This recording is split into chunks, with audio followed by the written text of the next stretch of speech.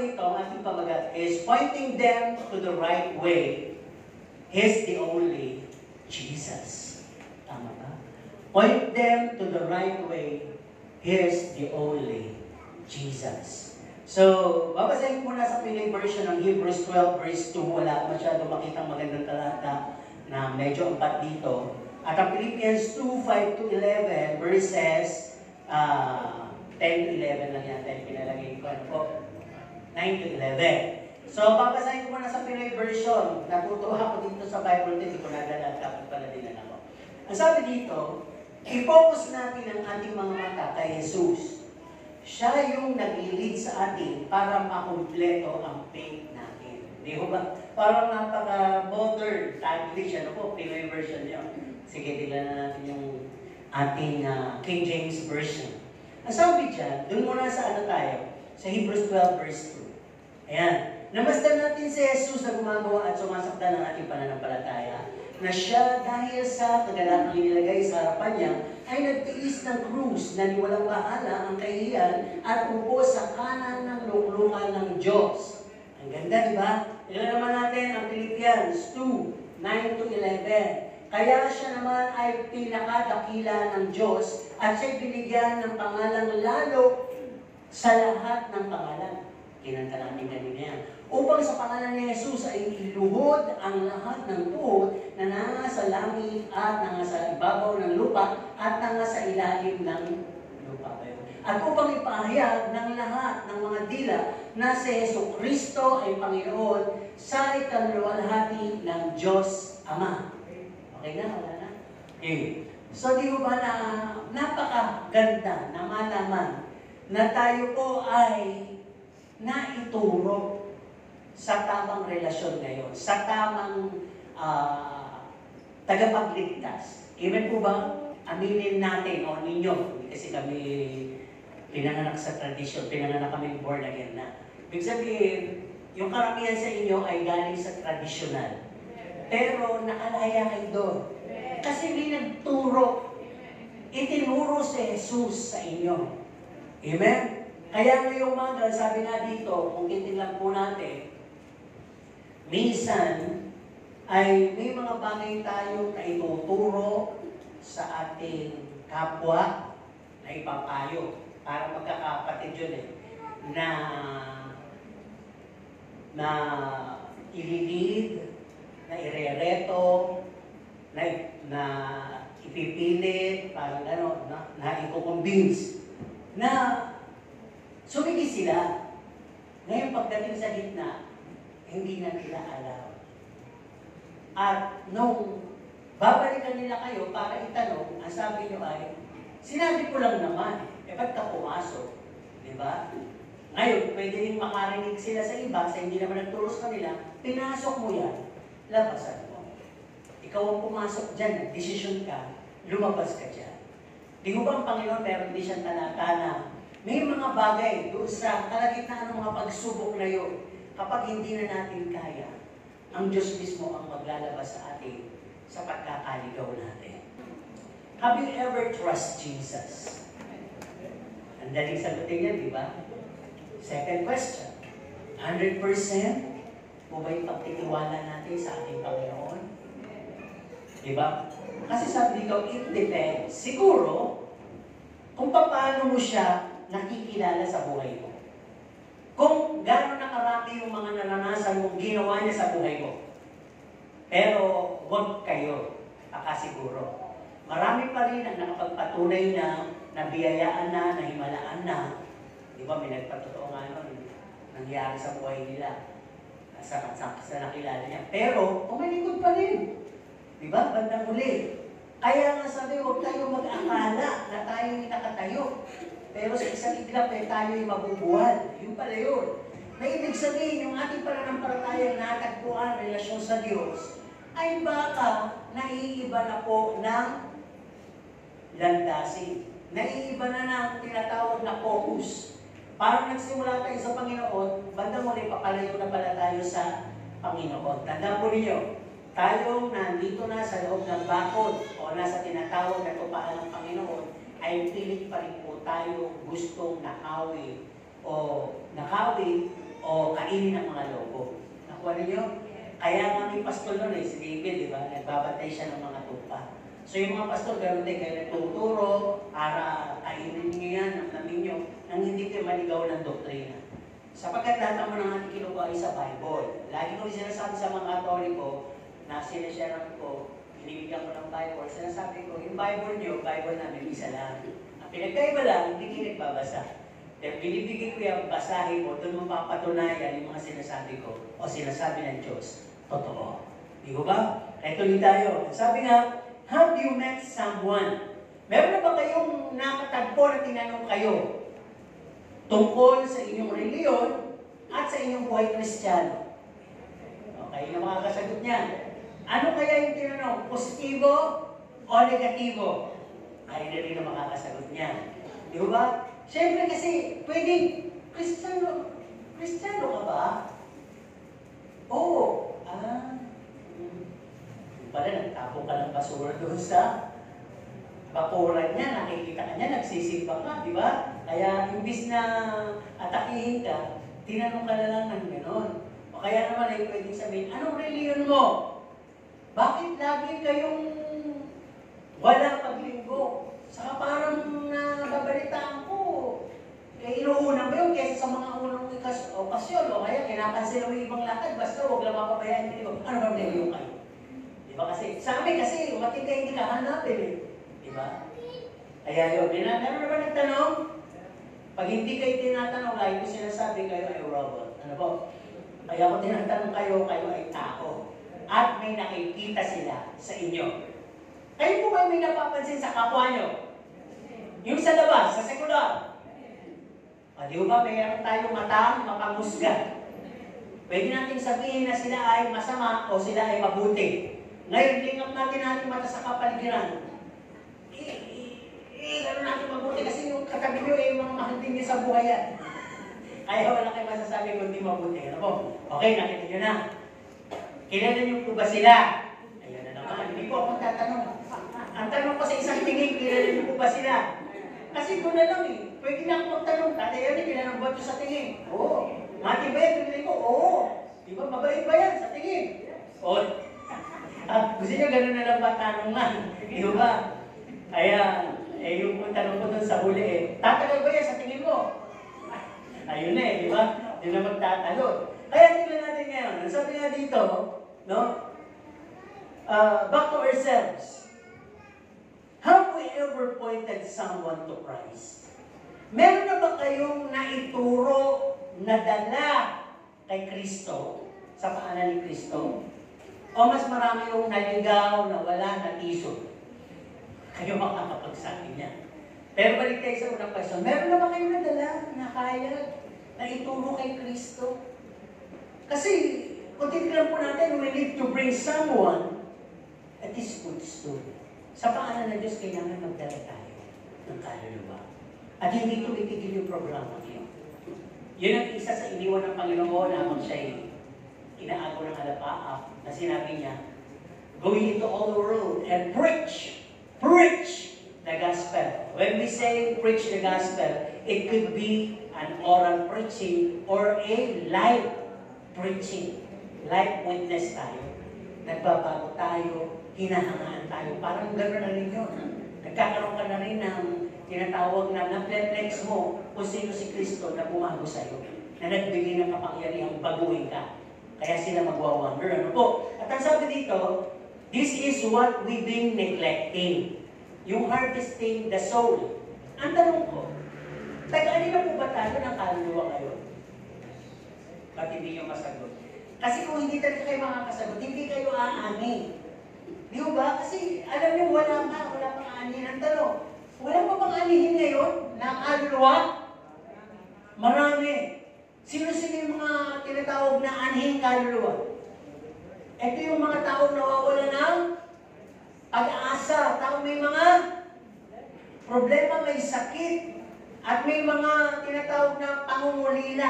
Di ba? Mga taong talagang wala nang malaman kung saan pupunta. Di ba?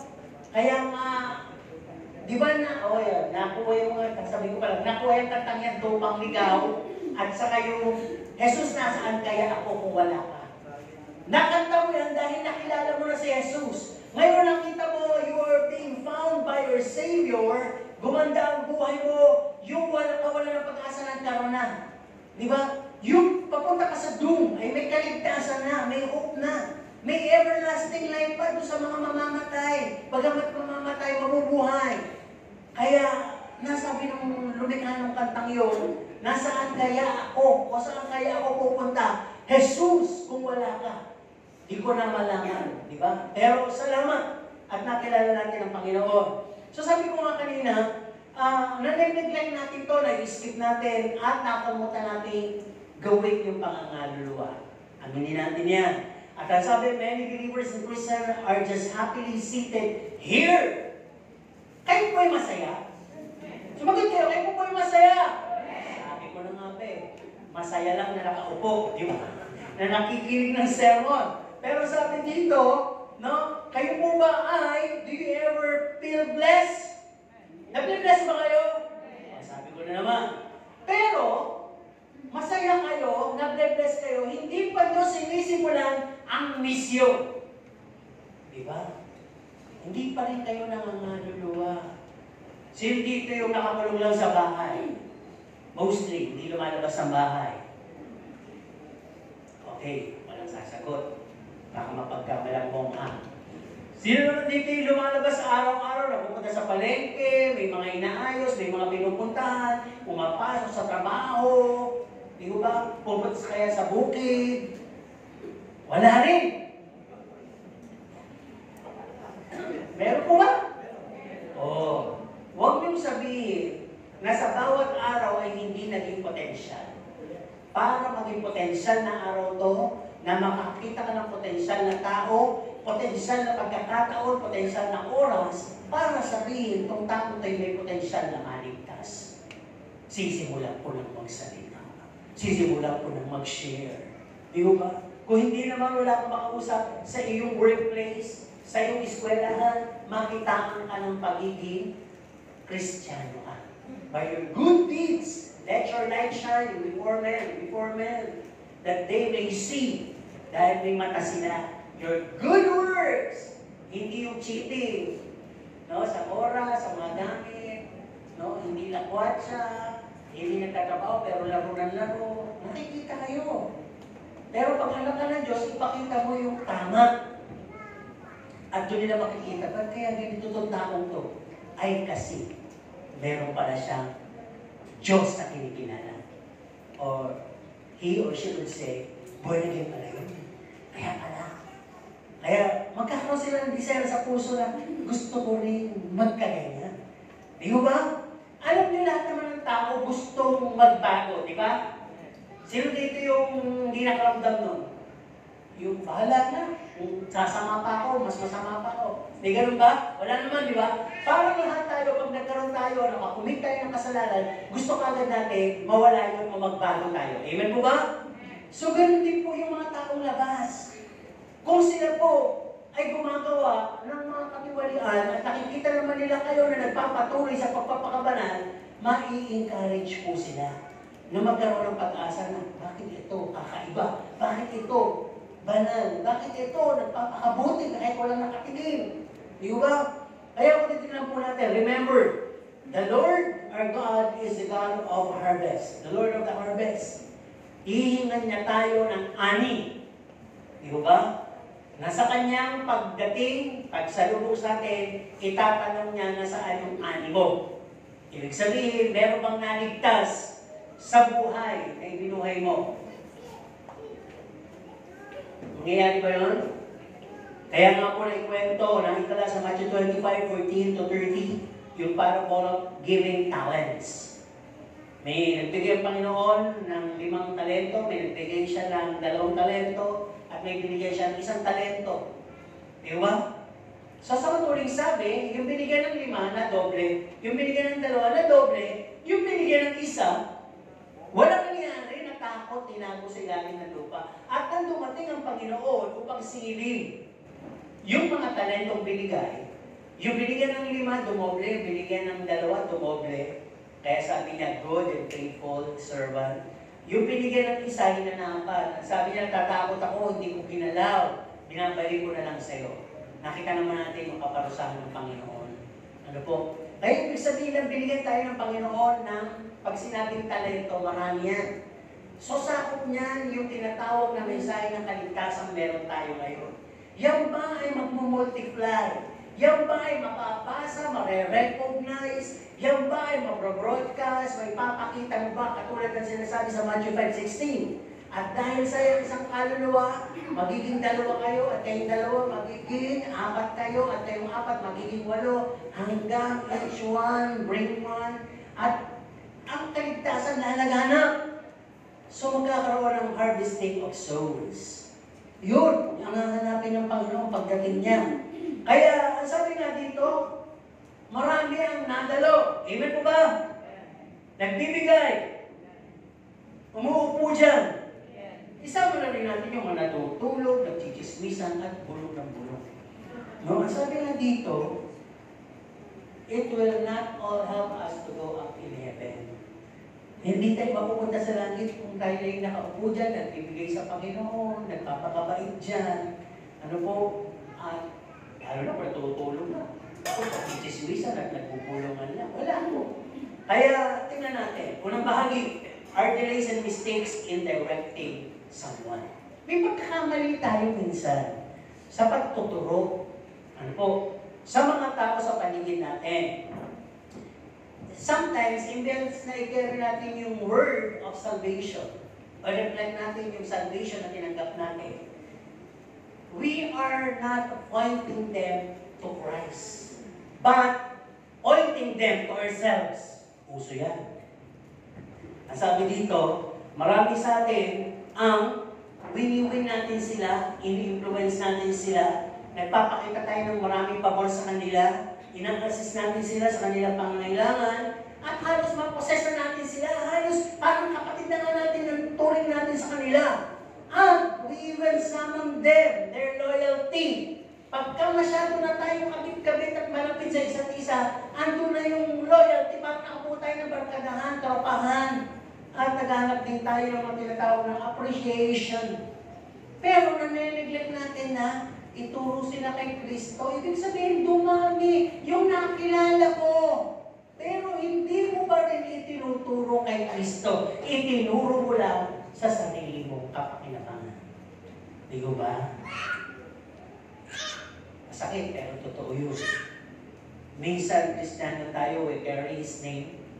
Pero imbis na i-point natin ang mga potential na tao sa sekular, o minsan dito rin sa loob ng church, imbis na maging malalim, ay mas nagiging natin yung kanilang attention sa atin, hindi sa Panginoon. Pangalawa, we point them to mind other lives. Ito pa eh. Minsan, kausap natin sila. Sabi sa Bible, magpalakasan kayo, magpanalanginan kayo, maghamonan kayo. So katabi mo ngayon, anong ginagawa mo? Ginagawa mo ba yun? Sis, bro, gusto ko bang ipanalangin? Kamusta ka na ang buhay mo? Nangihina ka ba? Halika, dito sa ng Diyos, lalakas ka. Yung ba nagagawa ba natin yun? Hindi. Ang nagagawa natin mostly dito, lumilikha tayo ng usapan. Minsan may isyo maliit lang, palalakihin pa natin. Pag nakakita tayo ng kapatiran natin pinagpapala, nakagawa na agad tayo ng konklusyon. Dahil doon sa naiingit tayo, sasabi nga dito, hindi naman nila alam yung buhay ng iba, pero pinapaalam mo pa.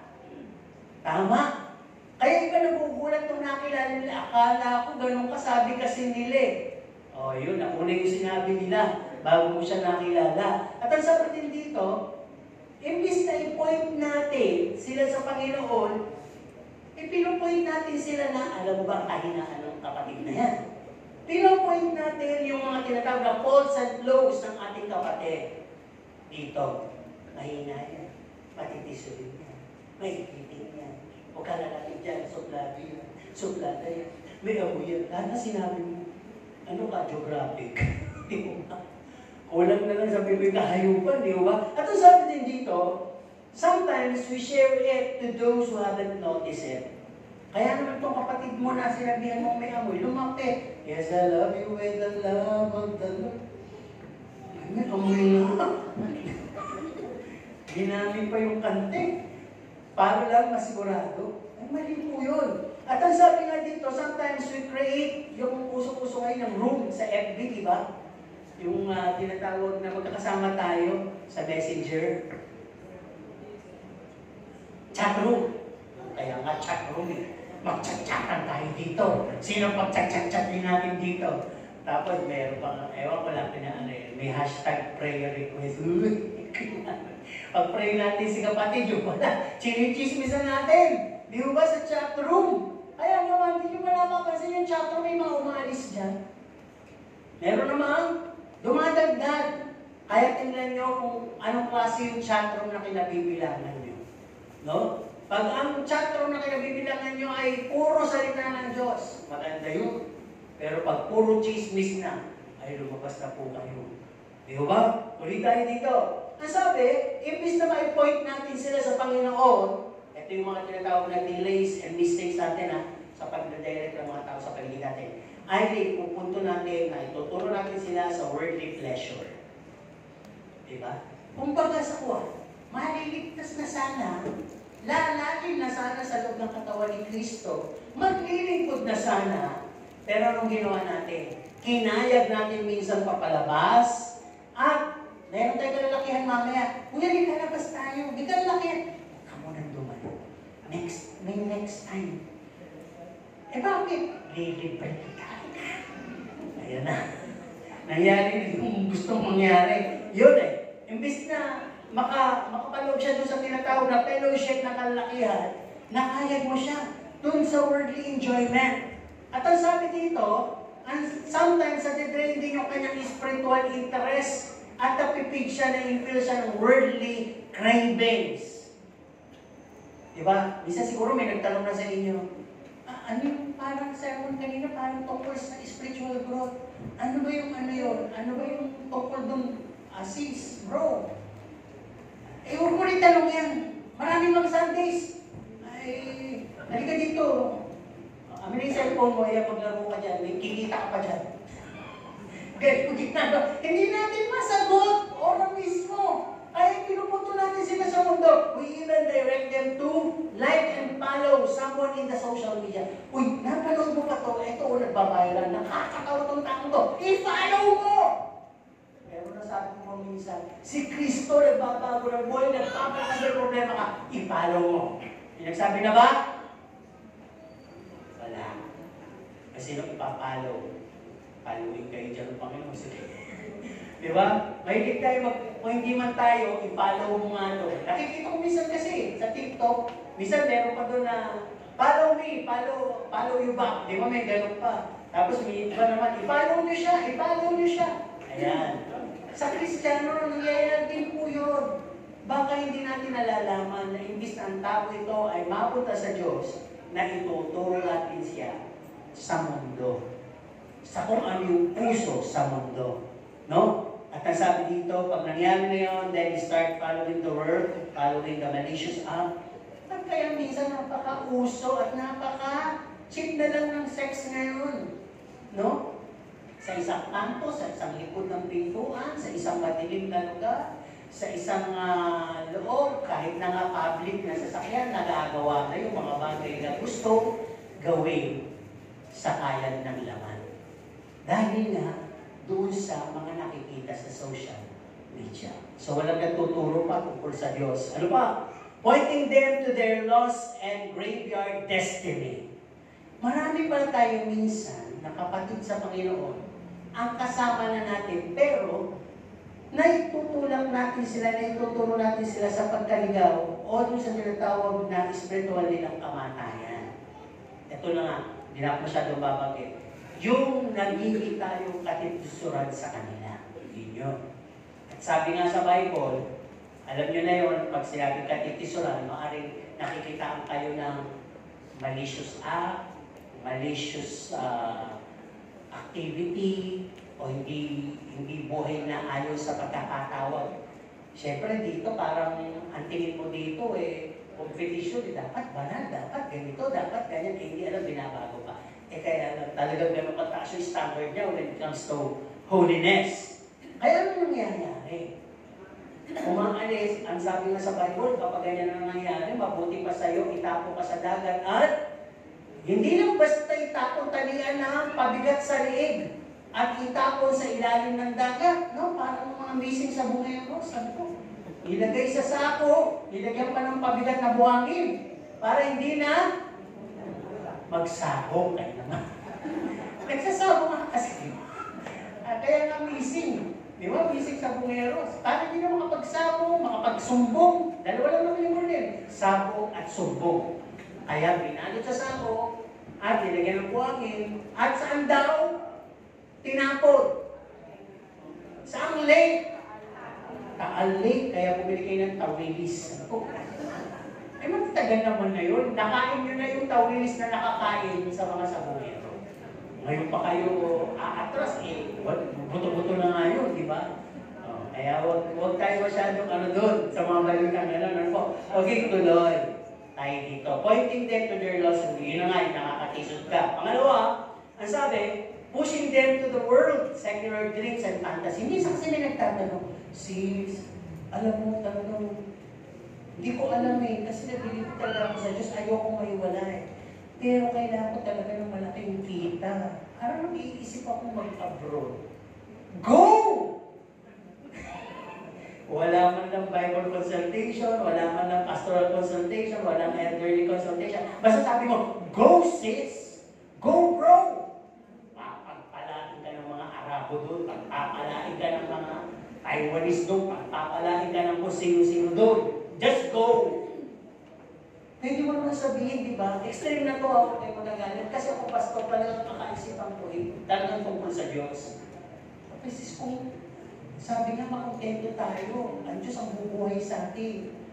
Huwag mong alalahanin yung bukas, magpalalim ka muna kay Kristo. Ay, mag-abroad dyan, hindi ako, inaano ko lang ito, check na ano po.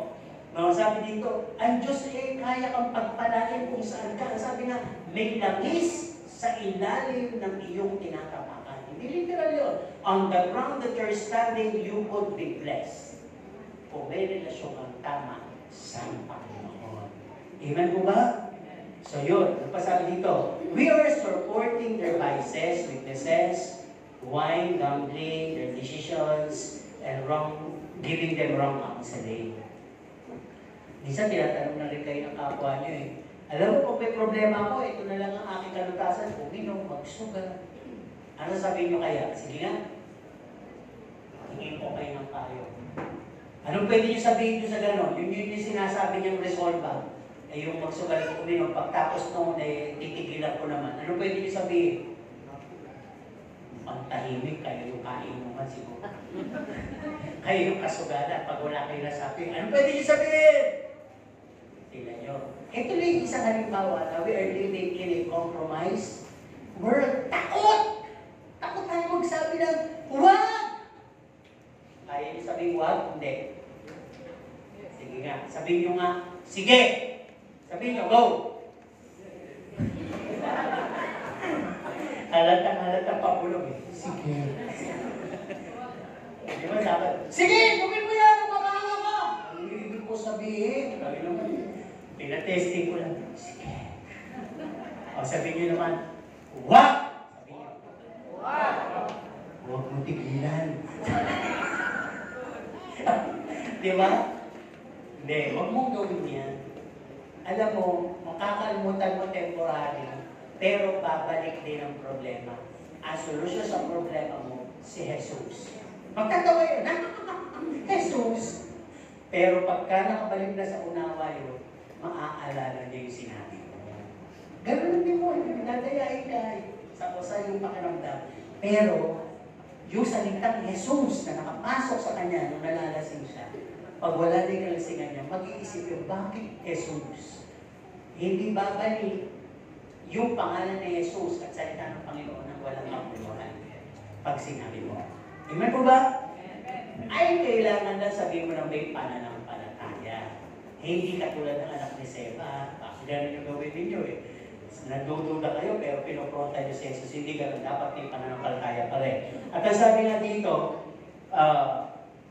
sometimes nakukuhin natin sila sa kanilang kawalan at sa kanilang kamatayan espiritual by introducing, imbis na si Kristo, inireto mo. Sabi, tumatanda na itong sister ko na ito, walang partner. Ay, may kakilala ko, hindi born again. Inireto. Ayan, mayaman yan. Oo, yung pala, bubugin siya, di ba? At gagawin siyang katulong, at talagang ano gagawin? Kakastiguin siya, hindi na pwedeng magsimba. Ganon. Ganon ang mangyayari.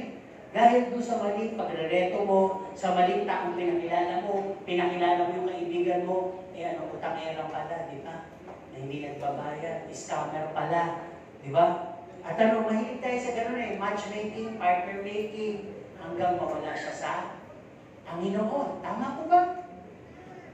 Kaya, stop. Kung hindi rin lang niya talaga 100% kilala yung tao, huwag niyong ipares. Kayo yung mga naghahanap ng pares, sa Diyos kayo tumalangin. At kumanta kayo ng anong dapat yung kantayin sa mga panahon ito? Pag bata pa lang kayo, in His time. Tama po ba? In His time. Bata pa kayo At pag kayo ay dito na sa middle age, dapat niyong kantayin ay alam kung may magagawa ang Diyos. Ha? At pag taga matanda na at wala na, parang wala na kayo matagpuan, ano dapat kantahin? I surrender all. Tama? Gawin niyo na yung mga kanta yan. Tutugon ang Diyos sa inyo. Amen po ba? Huwag kayong mag-rely sa mga nagmamatchmaking. Kasi may sisihan dyan bandang muli. Diba? Hindi mo sana pinakilala sa akin yun Pugi nga. Yung pala andyan na. Sisihan na. Pinakilala ko lang naman sa'yo. Mamalasakit naman ako sa'yo. Ikaw naman to, nanggigil. Kaya huwag ganun. Huwag tayo tumingin sa itsura o mag-akala mayaman. Wala po na makapagbibigay sa atin ng perfect match kundi ang Panginoon. Minsan na, nangyayari ito minsan kahit kapwa-Kristiyano mo na yung tinatarget mo maging girlfriend o boyfriend, hindi pa rin po tayo sigurado dyan. Baka mamaya spiritual lang yan dahil nagkakagusto sa'yo. Pero pag kayo'y kasal na, sakal na kayo. Tamad pala. Noon na kayo mga kabataan gano'n. Sa mga ibang chapters, meron kasi akong mga bakit hindi na kayo? Sabi, hindi ko niya mahal ang Diyos Mahal niya ako, hindi niya mahal ang Diyos. Gusto ko yung mahal ang Diyos. Diba? Tama naman yun Kasi baka mamaya peke. Kaya active dahil mahal ka. Pero hindi active dahil mahal ang Diyos. Kaya maganda yung merong discernment. Malalaman mo yan. Pagka kahit nanililigawan ka dyan, hindi puro I love you ang sinasabi sa'yo. Alam mo kung sinasabi? I love you, Lord. Di ba? Meron pa mong magseselos doon kung ang inyong nobyo ay sinasabi sa harap niyo, I love you, Lord. Bakit ikaw puro I love you, Lord? Hindi mo lang masabi, I love you, ako dapat. Abay, ibig sabihin, mahal talaga niya ang Diyos. Amen? Tuloy tayo dito. Sinong nakapagturo na at proud siya dahil may naituro siya at naging sila mag-asawa? Wala pa. Okay. Sino yung naghahanap? Ay, anong edad? Yung mga byuda natatawa. At sasabihin ko na sa inyo, tuturo ko kayo kay Kristo, siya ang inyong maging asawa. Ibig sabihin ng asawa ay panghabang buhay yung makakasama. Tingnan po ba? Okay, tuloy tayo din sa pangalawang punto naman. Pointing them to Jesus Christ. Ito na. Kay Kristo kasi natin sila ituro. Huwag natin ituro sa mundo. Huwag natin ituro sa kapares. Huwag natin ituro sa mga iba-ibang trabaho, sa ibang bansa. Huwag natin ituro doon. Huwag natin ituro sa sarili natin. Huwag natin ituro sa buhay ng iba. At huwag natin ituro sa mga makamundong kasarapan. Ituro natin sila kay Kristo.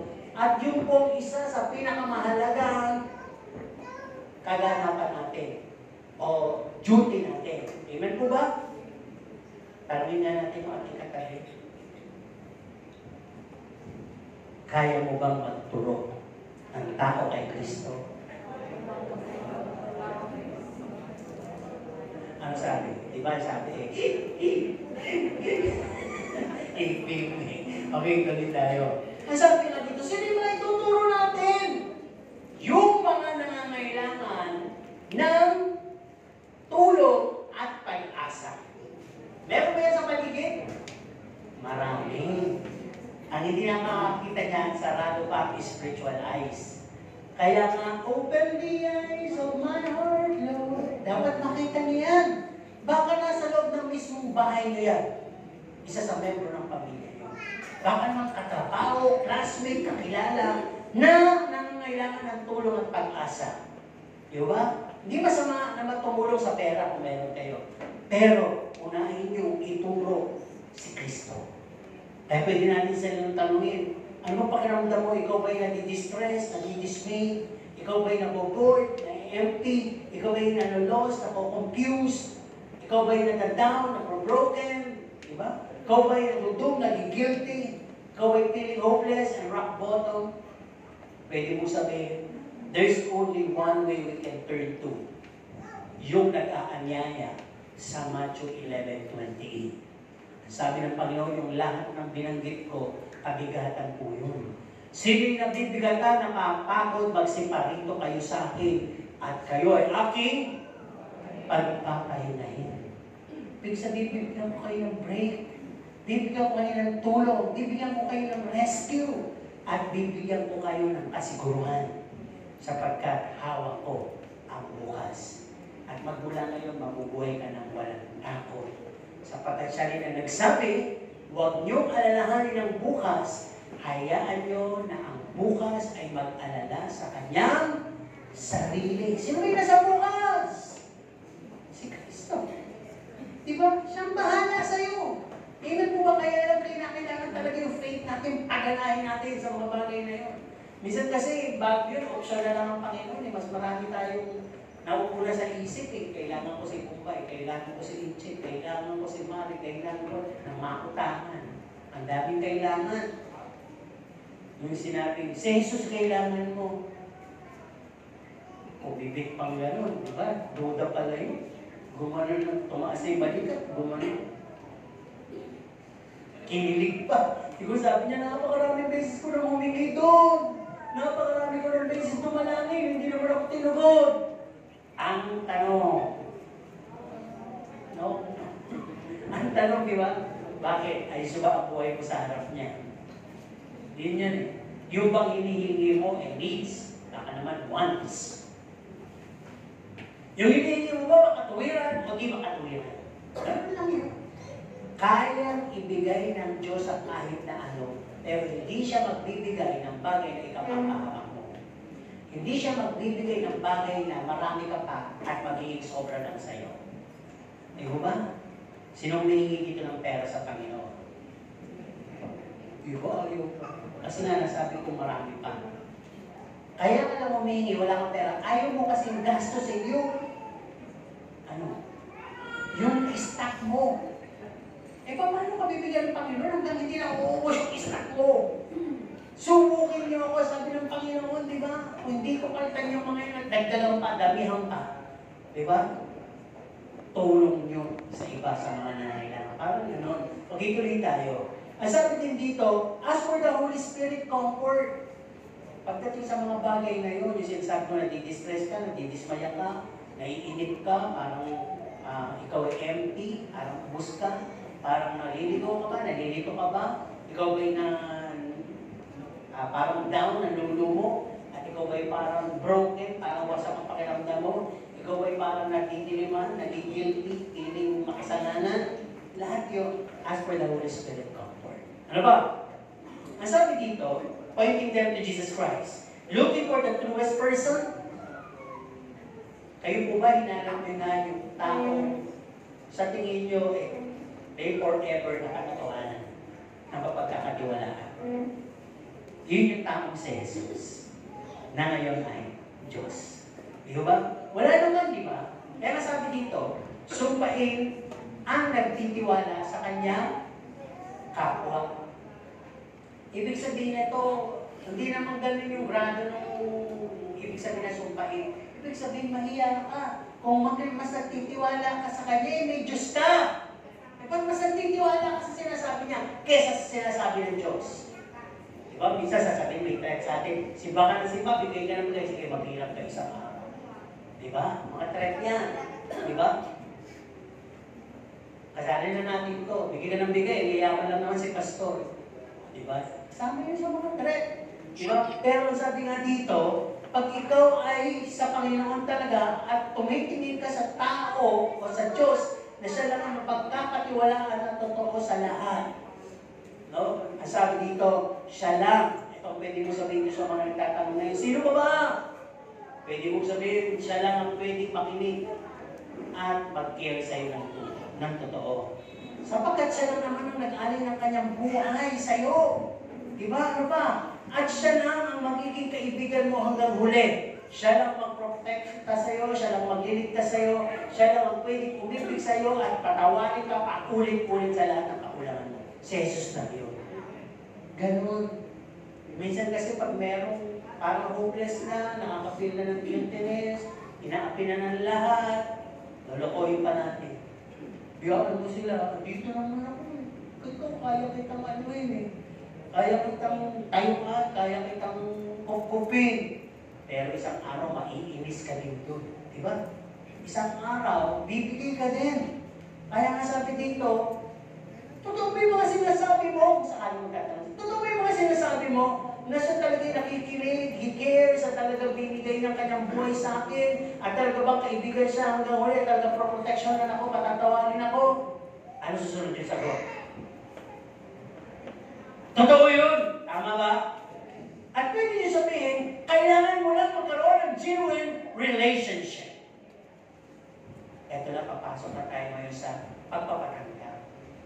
Diba? Sabi, kailangan mo tanggapin ang Panginoong Jesucristo bilang sarili mong tagapagligtas. At sa pamagitan noon, magkakaroon ka ng access, magiging anak ka ng Diyos. O di may relasyon ka na sa Ama, di ba? At sa pamagitan mo, tatanggapin mo mga pangakong buhay na walang hanggan at ang kalangitan. Sapagkat ang sabi nga siya lang ang daan, buhay at katotohanan. Doon na ituro siya kay Kristo, tama? Ano ba? Ang sabi dito, ikatlong bahagi, pagdating kay Jesus, no option.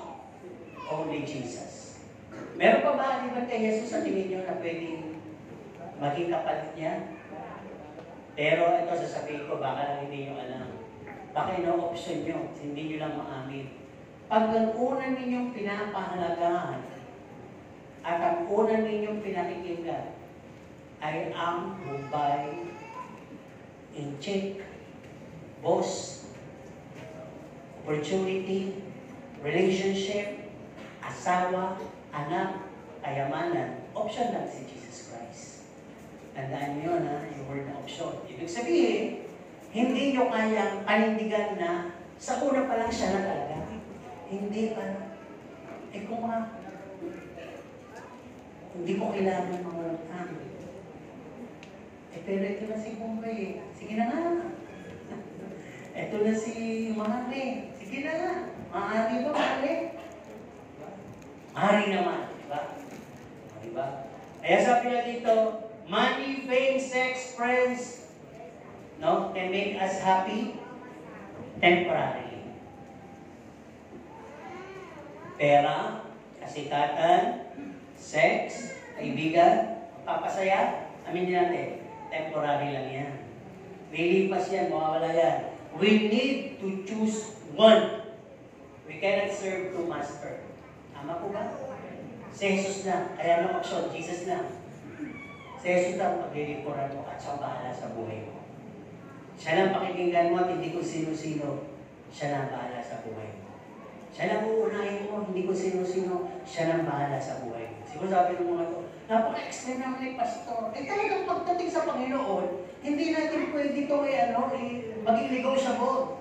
Hindi pwedeng option. Di ba? Ay, ako naman ang mananagot doon pag sinabi kong, pwede na to.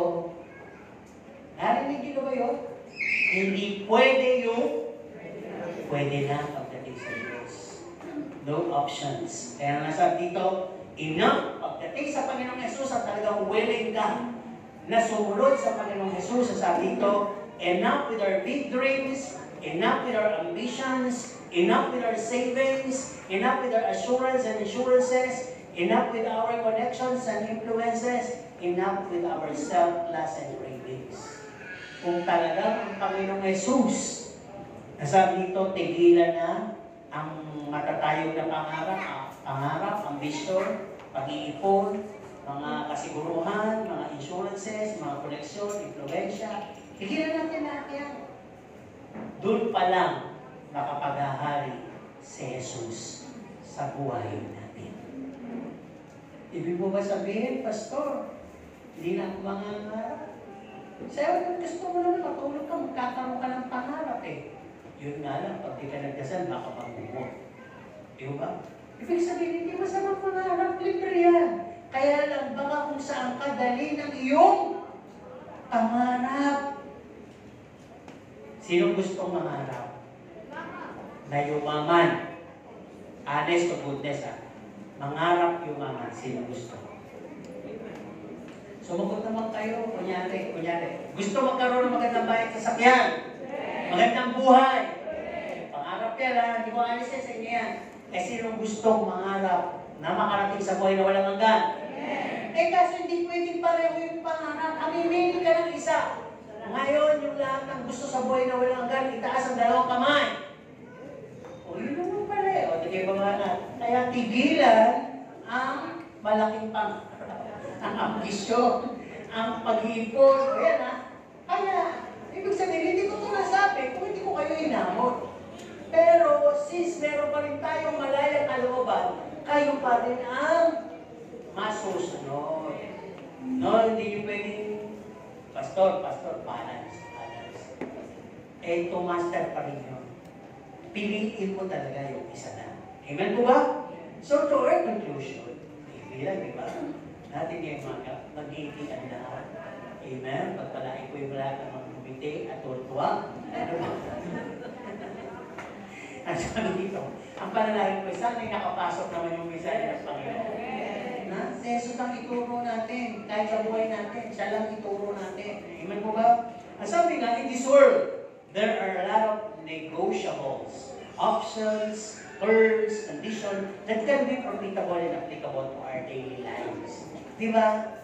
Minsan makikita mo, naka-post sa Facebook, bahay, for sale, rush, 1.2 million, negotiable. Ano yung sabihin ng negotiable? Pwede natin pag-usapan kung babawasan. Parang gano'n, di ba? Okay, meron tayong meeting, general meeting. Sabi doon, ng mga senior citizens, since the weather is bad, you can attend option. By option. Ibig sabihin nun, pwede kang umattend o hindi umattend. Depende sa kung kaya mo. Parang gano'n. Huwag magdala ng pet, sabi, o magdala ka, lagyan mo ng diaper. Diba? At ang sabi din, yung pumunta kami sa pastoral meeting, meron kaming kailangan parang staycation na parang bahay ni Kuya Edwin. Ang daming rules and terms. Diba? Pwede ka doon, basta sundin mo yun. Parang gano'n. Diba? Kaya ko naman ito sinasabi, ibahin natin ito pagtungkol kay Jesus. The founded relationship with Christ, we need to take it seriously. Dahil pag seryoso tayo, may reward. Pag hindi tayo seryoso, may kaparusahan. Tandaan nyo ha, ang relasyon natin kay Jesus, hindi pwedeng option, hindi pwedeng negotiable, hindi pwedeng may terms and condition, at hindi pwedeng profitable lang sa atin. Yung tayo lang yung makikinabang. O Diyos, sana atin ako ha. O Diyos, sana nagbigay ako, magpalain mo ako ha. May utang na lang pa ba ng Diyos yun? Kumating ka. It's all our duty to worship the Lord. Magpapababa sa harap niya at sumamba. O hindi utang na loob. Kaya ibig sabihin ko, hindi man tinutugon ang panalangin mo sa pagiging seryoso mo, kaya alam ng Diyos may timetable siya, may right time siya to answer your prayer.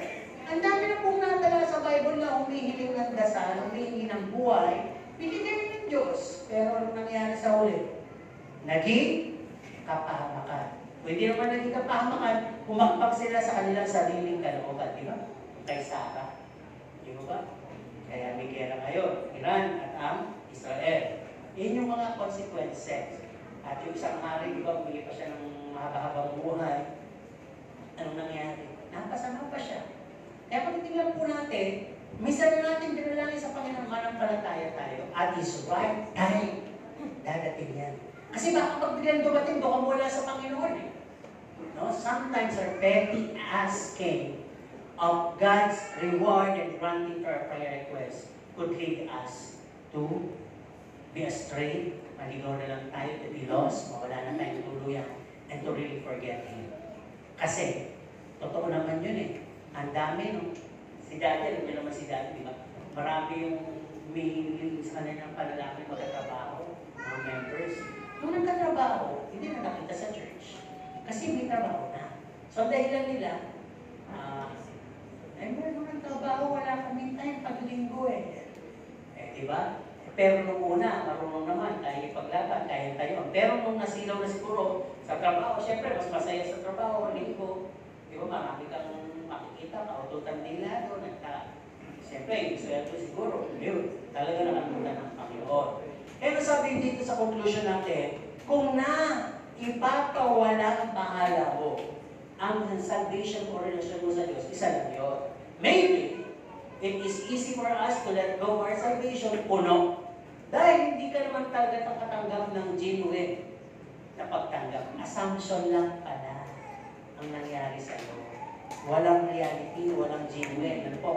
Walang, hindi legit ang nangyari sa iyo. Ito ba? Meron po ba tayong pakiramdam? Ramdam mo sa sarili mo yan. Kung ikaw ay, sabi nito, you will know for yourself to whom you're really giving your heart, interest, focus, inspiration, service, commitment, and your givings. Alam mo yun, kung kanino mo pinibigay talaga. Ang iyong puso, interest, focus, inspirasyon, service, commitment, at ang iyong mga pagbibigay. Alam mo yan. Diba? At dahil doon, sabi dito, you also know where you're heading. Alam mo rin ngayon, masusukat ko yan, kung ikaw ay papunta sa heaven or hell kagad kayo. Heaven or hangin. Di ba? Baka nakabitin lang. Hindi ko pa alam eh. Hindi ako sure. Siyempre, gusto mo bang impyerno? Sino gusto sa langit? Bilis sumako. Sa impyerno? Hello sa langit mo.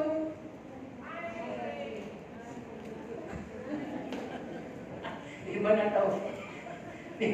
Hello sa langit mo.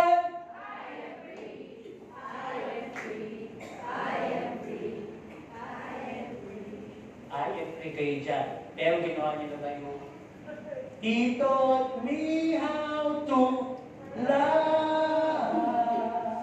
I'm free from hell. Totoo yun. Baka mamaya mahulog sila kayo magsasabi ng I am free. Pero yung kantang I am free na may love, hindi naman yung kaya. I-apply. Diba? Kaya lahat yun. Loving is also about God. Pointing others to love your neighbor is pointing them to God. Pointing yourself to love one another, to love your neighbor, is pointing yourself to God. Yun yung ating pinag-uusapan eh. Kaya dito, last na talaga ito, sabi, those who is destined to heaven will walk by faith and look up on things above. Sa panahon ngayon, yung destined talaga sa heaven, hindi naman masamang nagtatrabaho, hindi masamang mga ibang bansa, pero hindi mawawala ang diwa mo kay Kristo. Hahanap-hanapin mo siya sa akaman ng roon. Sa ibang bansa, sa workplace mo, sa school mo, sa paglalakad mo. Ang paghahanap kay Kristo, alam niyo ba kung paano ma-detect yan? Ay yung naghahanap ka ng may madala ka sa Kanya. Tama? Kasi yung Kristo sa'yo buhay eh. nag-uuminit, gustong magpatotoo. Ngayon, si Kristo, naghahanap ng, sabi nga si Jesus ay lover of our soul. Kaya kung si Kristo na sa iyo, si God na sa iyo, nag-umago ka ng pag-ibig. At yung pag-ibig na yun, naghahanap ng harvest. Amen? Naghahanap ng tao. Sino dito ang may pag-ibig sa mga oras na ito? Amen. Hindi yung pag-ibig sa lumpia, ang ibig sa Diyos. Sabi niyo nga, I love you, Jesus. I love you, Jesus. Walang gana. Ulitin natin. Lalo na, walang gana. Sabi natin yung, I love you, Jesus. Okay? 1 to go. I love you, Jesus. Pagkatapos na, Jesus loves me. Pag sinabi niyo, dito na lang tayo magtatapos. Pag sinabi niyo, I love you, Jesus, from this time on, hindi na kayo the same person. Ibig sabihin, mangangaluwa kayo. You will point them to Jesus Christ. Pointing them to the right way. At pag ginawa mo yan, ikaw na nagtuturo, sigurado ka, ikaw din papunta doon. Dahil pag hindi ka marunong magturo sa tamang daan, ikaw mismo sa sarili mo, maliligaw. Tama po ba? Bakit mo ituturo? Hindi ko maalam yun. Ano ituturo si Kristo? Hindi ko maalam yun. Pero Christian ka? Oo nga! Grow. Listening ka lang. Ilang taong ka na Christian? 10 years? Talaga ba? 15 years? Hindi alam, di ba? Kaya, knowing Jesus Christ, talagang maituturo mo sila at ikaw na nagtuturo ay pupunta ka din.